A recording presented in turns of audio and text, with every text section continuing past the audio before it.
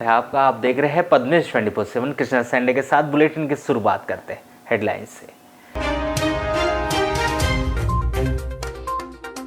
जुआरियों को पकड़ने गई कोतवाली पुलिस के हत्थे चढ़े नगर के 2 शातिर चोर। नागपुर से चोरी कर लाई गई मोटरसाइकिल और 2 मोबाइल हुए जब्त।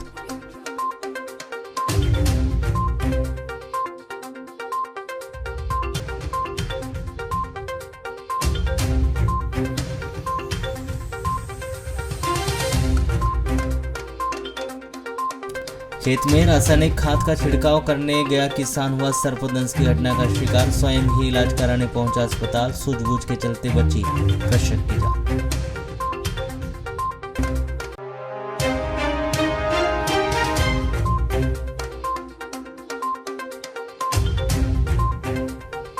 विश्व आदिवासी दिवस के कार्यक्रम में शामिल होने गए एक वृद्ध की सड़क दुर्घटना में हुई मौत। 2 मोटरसाइकिल में आपस में टकराने से हुई दुर्घटना।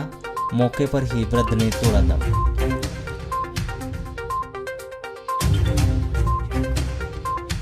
आयुष मेडिकल ऑफिसर पद को यथावत रखे जाने की मांग को लेकर आयुष चिकित्सकों ने आयुष मंत्री से की मुलाकात। कहा यदि पद को MSW में परिवर्तित किया जाता है तो देंगे सामूहिक रूप से इस्तीफा।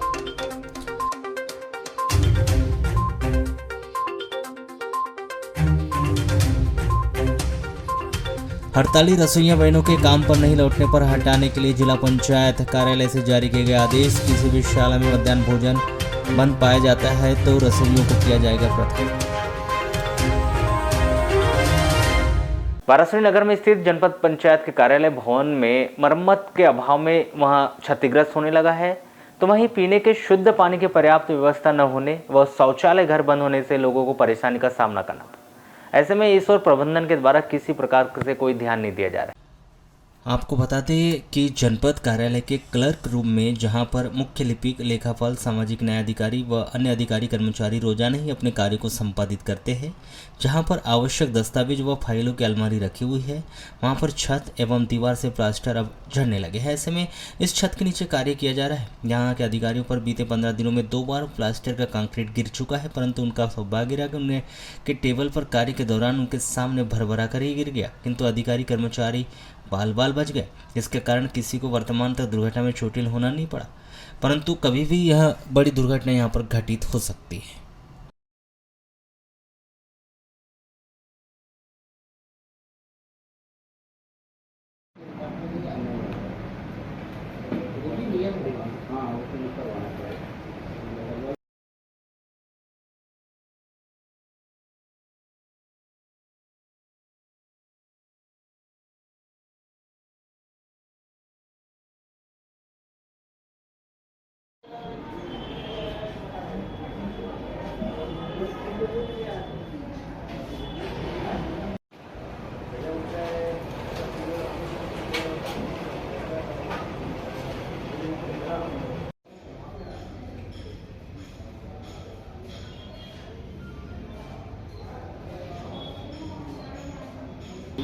तो गंदगी को थोड़ा साफ़ सफाई रखना चाहिए।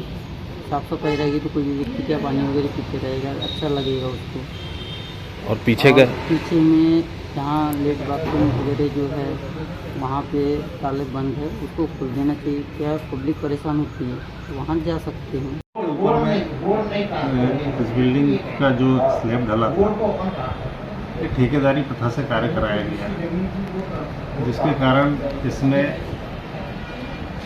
जो मटेरियल जिस हिसाब से लगना था वो नहीं लगाया गया। इसके कारण बिल्डिंग में थोड़ा भी यदि पानी जमा होता है, पत्ते जमा होने के कारण या अन्य किसी कारण से, तो उसका पानी रिसाव होने से ये जो छत का स्लैब है वो गिर रहा है। क्योंकि ये जो छत का सीमेंट कंक्रीट है वो कर्मचारियों पर गिरने लगता है, उससे चोट लगने की भी संभावना है। अभी ये यहाँ एक कर्मचारी बैठी थी, उसके ऊपर कल गिर गया, 2 दिन पहले और गिरा, उसको बैठने के लिए दूसरी जगह व्यवस्था बनाई जा रही है। इसके है पूरा जनपद पंचायत में मेंटेनेंस के अभाव में बिल्डिंगें खराब हो रही हैं। पापड़े फेंक गए, किसी दिन भी बड़ी दुर्घटना होती है, लोगों कर्मचारियों के सर पर पापड़े प्लास्टर गिरता है।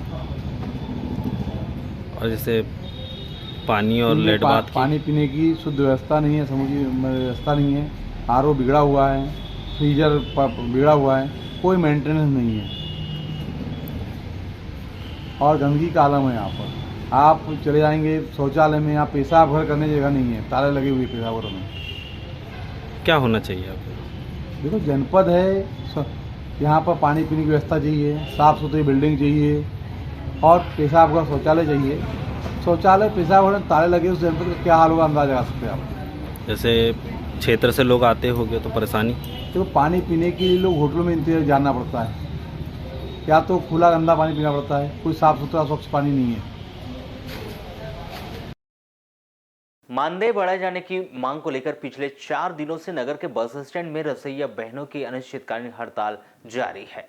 जहां रसोइया बहनों के हड़ताल पर चले जाने से विभिन्न स्कूलों और आंगनबाड़ियों में निरंतर चल रहे मध्याह्न भोजन का कार्य भी प्रभावित हो रहा है।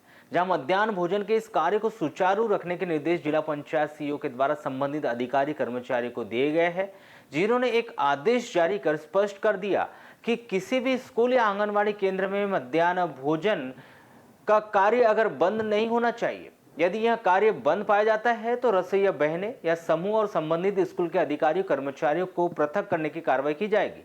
जिला पंचायत सीईओ के द्वारा जारी किए गए इन आदेशों में किसी भी स्कूल आंगनबाड़ी में मध्याह्न भोजन का कार्य बंद मिलने पर रसोइया समूह को पृथक करने की कार्रवाई करने के भी आदेश दिए गए।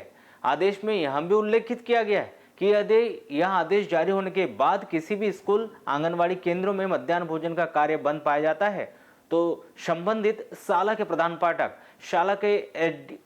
शाला का एमडीएम प्रभारी शिक्षक, जन शिक्षक, विकासखंड समन्वयक, जन शिक्षा केंद्र के विरुद्ध कार्रवाई करने के लिए भी जिला पंचायत सीईओ के द्वारा यह आदेश जारी कर दी गई। जहां आदेश के जारी होते ही अनिश्चितकालीन हड़ताल पर गई रसोइया बहनें भड़क गई और उन्होंने जिला पंचायत सीईओ के द्वारा जारी किए गए इस फरमान को तुगलकी फरमान बताते हुए धरना स्थल पर जमकर नारेबाजी की और नगर के बस स्टैंड से एक रैली निकालकर जिला पंचायत कार्यालय का घेराव कर दिया।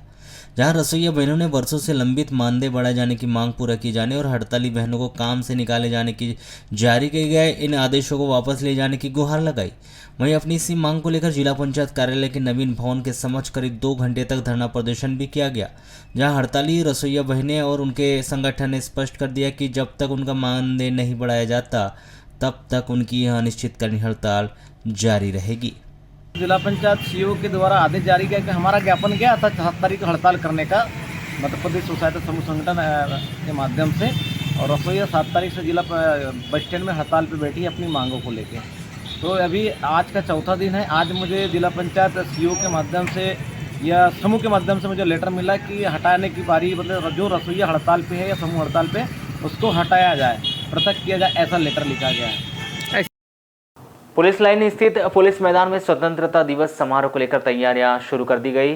मुख्य समारोह के दौरान होने वाले पुलिस परेड को लेकर पुलिस विभाग के द्वारा पूर्वाभ्यास भी किया जा रहा है। आपको बता दें कि स्वतंत्रता दिवस समारोह को लेकर जिले के विभिन्न विभागों के द्वारा अपने अपने स्तर पर तैयारियां शुरू कर दी गई।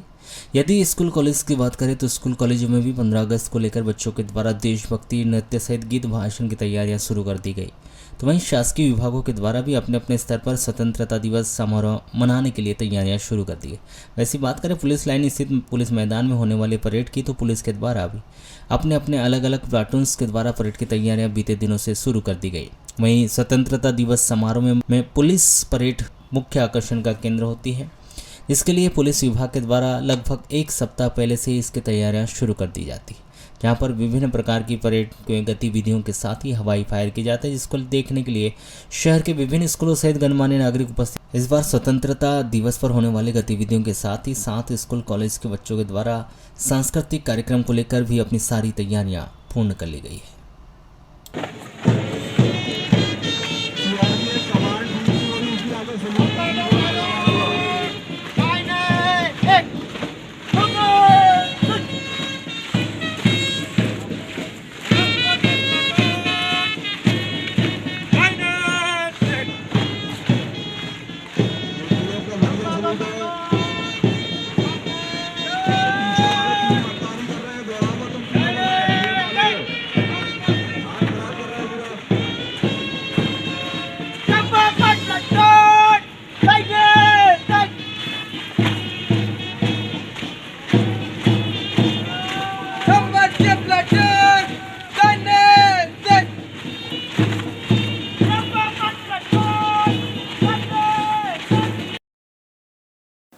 लालबरा नगर मुख्यालय से लगभग 5 किलोमीटर दूर ग्राम पंचायत बोरी में स्थित फकीर तालाब में पंचायत के द्वारा मनरेगा योजना से वर्ष 2023 में तालाब का गहरीकरण व वेस्ट वेयर का निर्माण किया गया, परंतु उसकी ऊंचाई बढ़ा दी गई और निर्माण कार्य में अनियमितता भी बरती गई है, जिसके कारण बारिश के दिनों में तालाब में अधिक पानी जमा होने के कारण किसान सूरज कुराह व अन्य किसानों के खेत में पानी जमा होने से उनकी फसलें भी खराब हो रही है, जिससे वे बेहद ही परेशान हैं। इसी विषय से सुजीत कुराहा ने गत दिवस कलेक्टर को ज्ञापन सौंपकर फकीर तालाब में बनाए गए वेस्ट वेयर निर्माण कार्य में सरपंच सचिव के द्वारा अनियमितता बरतने का आरोप लगाते हुए मामले की जांच कर दोषियों पर कार्रवाई करने व तालाब की वेस्ट वेयर की ऊंचाई कम किए जाने की मांग की थी। वेस्ट वेयर निर्माण का पंचायत ने निर्माण किया है। ग्राम पंचायत बोरी फकीर तालाब क्रमांक 3 पे, जिसके पूर्व में कुलापा था, उसको ओपन कुलापे को बंद करके नवीन निर्माण ऊंचे स्थान पे किया है, जिससे आज हमारी फसल डूब के नष्ट हो रही है। कितने एकड़ फसल है? 3 एकड़ के रकबे पर फसल डूब चुकी है। जी, आपकी फसल है कि अन्य लोगों की भी है? साथ में बड़ी मम्मी की है और साथी परिवार। तो जो वेस्ट जो निर्माण किया गया बोल रहे हैं आप पानी निकासी के लिए, तो किस तरह से किया गया है? उसको ऊंचे स्थान पे तालाब पे ढलान स्थान को छोड़ के ऊंचे स्थान पे किया, जिससे आज तक तालाब भर एक डूब चुकी है, लेकिन वहाँ से पानी बाहर नहीं हो पा रहा है। इस संबंध में आपने पंचायत को बोले नहीं? 26/6/2023 को एक पहला आवेदन दिया था, और जब निर्माण हो रहा था तब भी गौतम मैडम से भी बात की, इंजीनियर से, और SDO महोदय लालबरा से भी बात की। उन्होंने किसी प्रकार की सुनवाई आज तक नहीं की, और CM हेल्पलाइन में भी शिकायत है हमारी। CM हेल्पलाइन में भी सुनवाई नहीं हो रही? जी नहीं। तो क्या लगता है इन लोगों ने जो निर्माण किए वो अनियमितता बरती क्या? अनियमितता बरती है, और कोई रिश्तेदारी हो उनकी आपस में पंचायत कर्मियों के साथ या सरपंच के साथ, इस वजह से ध्यान नहीं दे पा रहे हैं। विश्व आदिवासी दिवस के कार्यक्रम में शामिल होने आए एक वृद्ध की सड़क दुर्घटना में मौत हो गई। मृतक कलमू पिता देवांग टेकाम 67 वर्ष, ग्राम भूतना, थाना बिरसा निवासी है। दुर्घटना 9 मई की शाम 5 बजे बिरसा थाना क्षेत्र के अंतर्गत आने वाले दरबारी टोला में उस समय हुई जब यह वृद्ध अपने गांव के ही एक व्यक्ति के साथ मोटरसाइकिल से बिरसा से अपने गांव भूतना जा रहा था। प्राप्त जानकारी के अनुसार ग्राम भूतना निवासी कलमू टेकाम खेती किसानी करता है। बताया गया कि 9 अगस्त को कलमू टेकाम अपने गांव में सोनू मरकाम के साथ मोटरसाइकिल में बिरसा में विश्व आदिवासी दिवस पर आयोजित कार्यक्रम रैली में शामिल होने के लिए आया था। कार्यक्रम में शामिल होने के बाद शाम 5 बजे कलमू टेकाम अपने गांव के सोनू मरकाम के साथ मोटरसाइकिल से बिरसा से अपने घर भूतना जाने के लिए निकले थे। तभी दरबारी टोला के सामने आ रही मोटरसाइकिल ने सोनू मरकाम की भी मोटरसाइकिल की भिड़ंत हो गई। दोनों मोटरसाइकिल की आपस की टक्कर में होने से दोनों मोटरसाइकिल में सवार 3 लोग घायल हो गए, जिसमें कलमू टेकाम गंभीर रूप से घायल हो गया था, जिसे तुरंत ही बिरसा के अस्पताल लाया गया, जहां उसे मृत घोषित कर दिया गया। कलमू टेकाम की मौके पर ही मौत हो चुकी थी। इस दुर्घटना में सोनू मरकाम और अन्य मोटरसाइकिल में सवार व्यक्ति को मामूली चोटें आई। मौका स्थल पर पुलिस ने पहुंचकर आवश्यक कार्रवाई की और पोस्टमार्टम करवाकर शव परिजनों को सौंप दिया और मर्ग कायम कर जाँच शुरू कर दी। बुधवार देर शाम वारासनी थाना क्षेत्र के ग्राम छिंदी टोला में स्थित एक मकान में भीषण आग लग गई। शॉर्ट सर्किट के चलते लगी इस आग में घर में रखे नगद 70,000 सहित घर गृहस्थी का सामान, पशुओं का चारा सहित जलकर खाक हो गया, जिससे मकान मालिक को काफी नुकसान होने की बात कही जा रही है। बताया जा रहा है कि युवराज किसानी के कार्य के साथ साथ दूध का व्यवसाय भी करते हैं।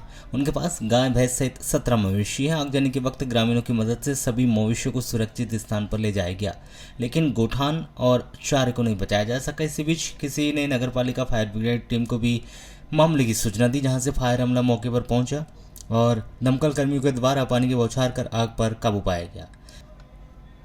आगजनी की इस घटना को लेकर दूरभाष पर की गई चर्चा के दौरान पीड़ित किसान युवराज विसे ने बताया कि बिजली के तारों में आज से अचानक ही चिंगारी निकली और पल भर में ही पूरा घर आग की चपेट में आ गया। फायर ब्रिगेड 1 घंटे बाद मौके पर पहुंचा, जिसने आग बुझाने का प्रयास किया, लेकिन तब तक बहुत देर हो चुकी थी। आगजनी से घर में रखा राशन, पशुओं का चारा सहित अन्य जलकर खाक हो गया।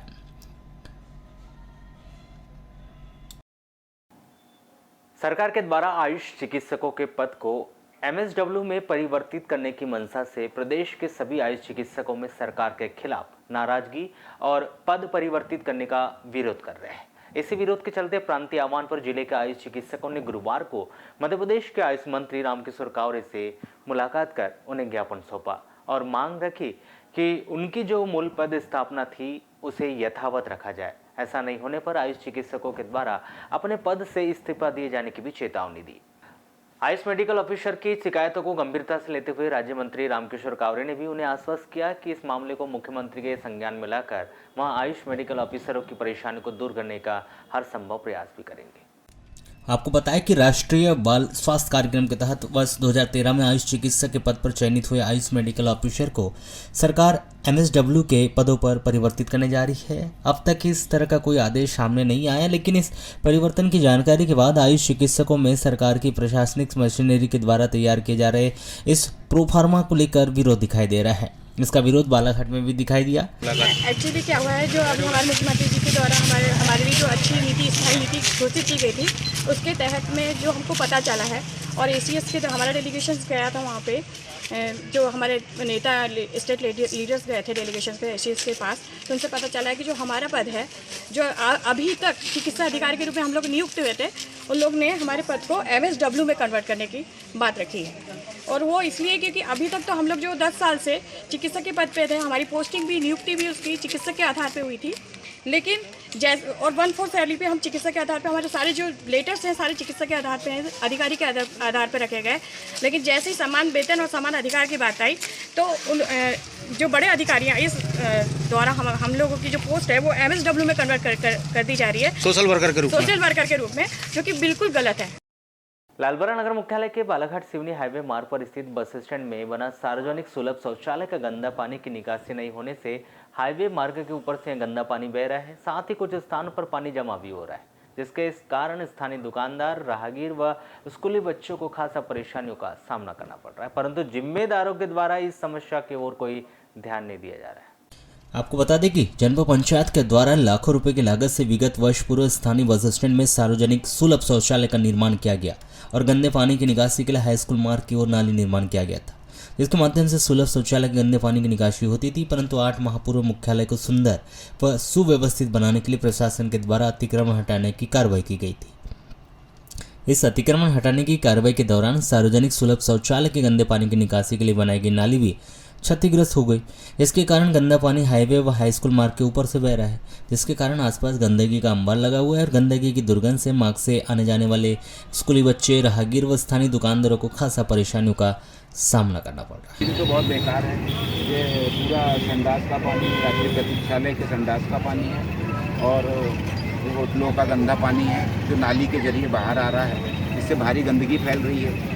अभी तो फिलहाल बीमारियां भी काफ़ी बढ़ रही है, आग से संबंधित रोग भी चल रहा है। इन सबको अनदेखा कर रहे हैं और जो गाड़ियाँ यहाँ से बस निकल रही है उसका जो छींटा दूसरों पे उदन रहा है। देखो, विगत 6 माह पूर्व जो लालबर्रा में बगैर कोई प्लानिंग से, बगैर कोई कार्य योजना के जो उटपटांग तरीके से अतिक्रमण हटाओ अभियान चला, उसमें जो पूर्व में जो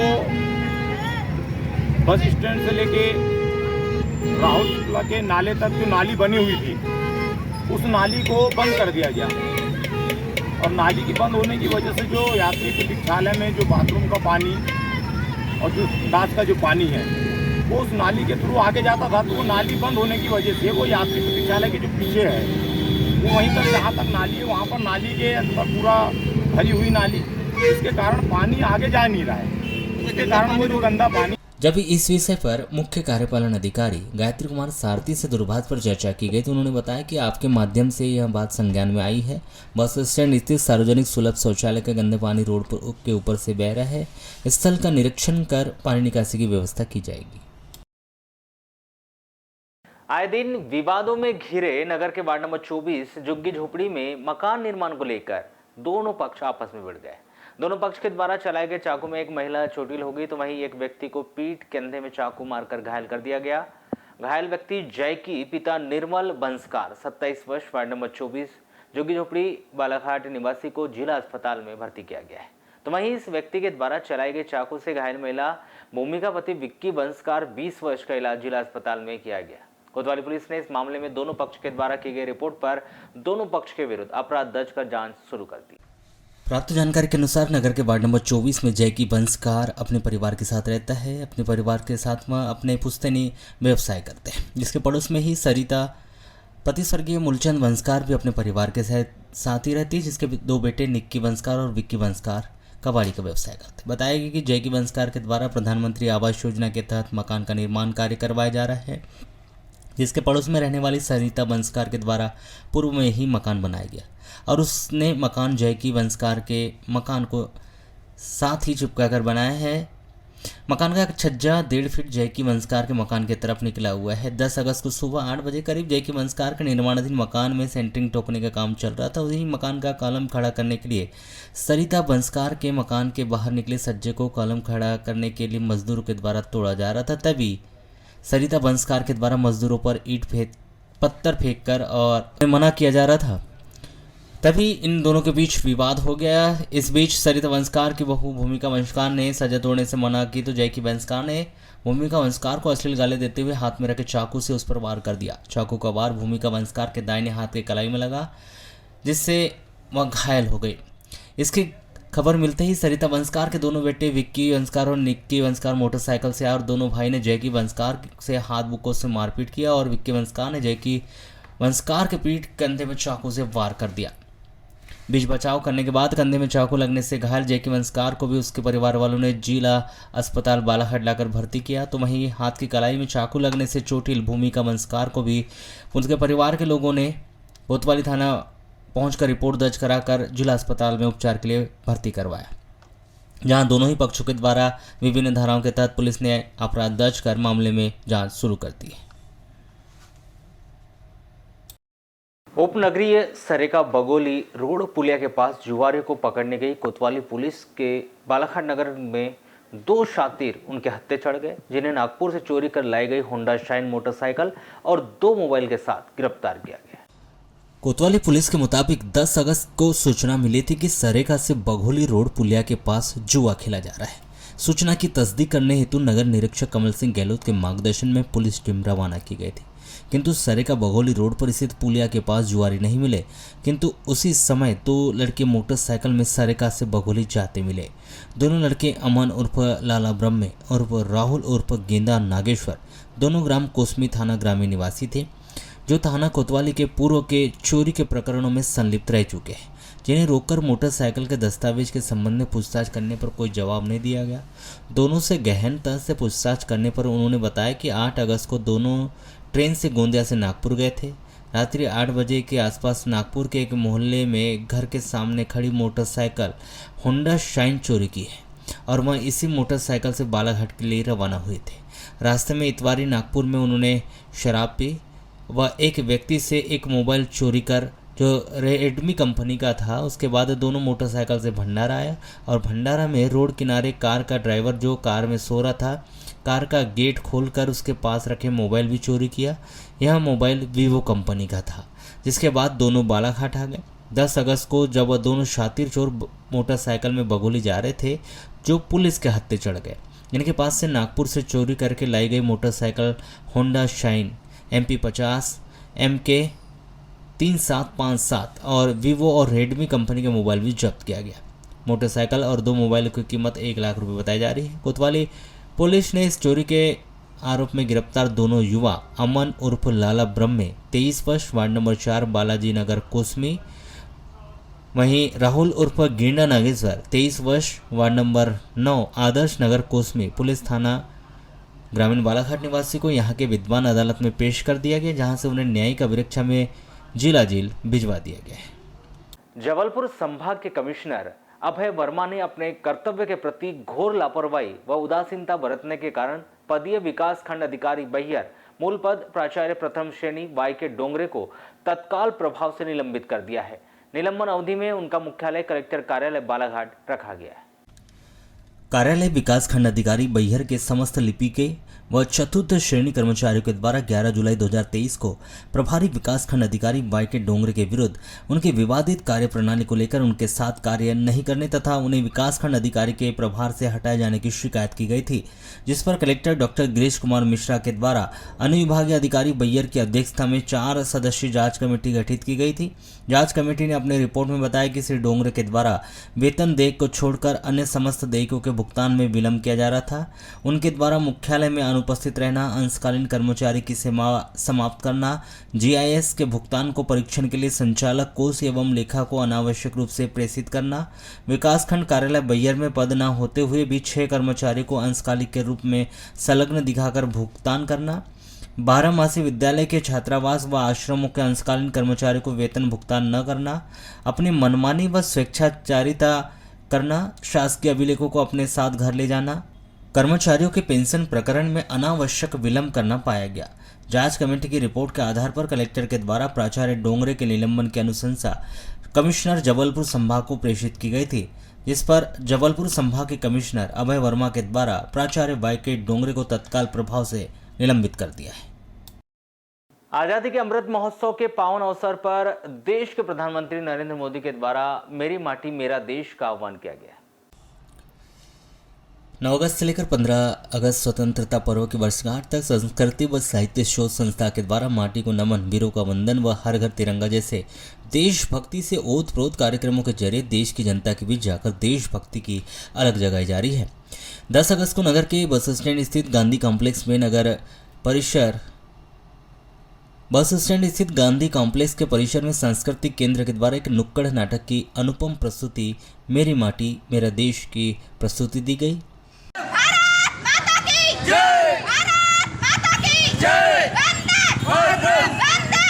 नाट्य मंचन ऐसा है, आज़ादी का अमृत महोत्सव के अवसर पर मेरी माटी मेरा देश और हर घर तिरंगा जो कार्यक्रम के अंतर्गत अभी हमारा जो है 9 से 15 अगस्त तक के 23 के बीच कार्यक्रम चल रहा है और इसमें पंचप्रण मेरी माटी मेरा देश की शपथ। पिछले दिनों मध्य प्रदेश राज्य शासन पुलिस सेवा विभाग के द्वारा जारी किए गए स्थानांतरण सूची में एसडीओपी अपूर्व भलावी का स्थानांतरण पड़ोसी जिले सिवनी के लखनादौन में किया गया, जिनके स्थानांतरण होने पर गुरुवार को विदाई समारोह कार्यक्रम आयोजित किया गया। आयोजित इस विदाई समारोह में कनिष्ठ और वरिष्ठ अधिकारी कर्मचारियों ने उन्हें पुष्पगुच्छ स्मृति चिन्ह देकर कार्यक्षेत्र में उनसे मिले सहयोग को याद किया। वहीं उनके उज्जवल भविष्य की कामनाओं के साथ उन्हें विदाई दी गई।